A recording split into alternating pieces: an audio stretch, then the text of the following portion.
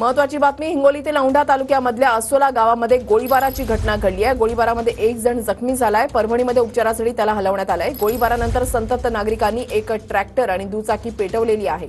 असोला गावामध्ये तणावपूर्ण शांतता आहे आणि पोलिसांचा कडेकोट बंदोबस्त या ठिकाणी तैनात करण्यात आलाय। आढावा घेतलेला आहे आमच्या प्रतिनिधींनी, पाहूयात।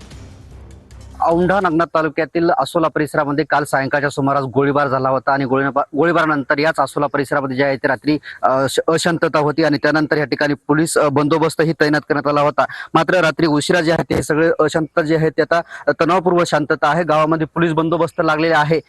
मारुती पावडे ह्या व्यक्तीवरती हा गोळीबार झाला होता आणि त्या गोळीबारानंतर मारुती पावडे यांना परभणीच्या एका खासगी हॉस्पिटलमध्ये उपचारासाठी दाखल केलं होतं। मात्र अद्यापही या आरोपी विरुद्ध गुन्हा दाखल झाला नाही आणि मात्र पोलिसांनी जे आहे ते आरोपीला ताब्यात घेतलेला आहे। रात्री तणावपूर्व शांतता असल्याने काही ठिकाणी या ठिकाणी दुचाकी असेल, ट्रॅक्टर असेल, जाळपोळ झाली होती। त्यानंतर मात्र आज सकाळपासून या सर्व परिसरामध्ये शांतता आहे। पोलिसांनी कडेकोट बंदोबस्तही लावलेला आहे। मात्र आता या ठिकाणी पूर्ण शांतता आहे आणि पोलीसही या ठिकाणी मोठ्या प्रमाणात दाखल झालेले आहे। पोलीस अधीक्षक जी श्रीधर यांनी आवाहन केलं, हिंगोली जिल्ह्यातल्या सगळ्या जनतेला आवाहन केलं की कुठल्याही अफवावरती विश्वास ठेवू नये, असंही आवाहन पोलीस अधीक्षक जी श्रीधर यांनी केलेलं आहे। Cameraman Dnyaneshwar Wankhede, Sameer Ramesh Chendke, TV9 Marathi, Hingoli.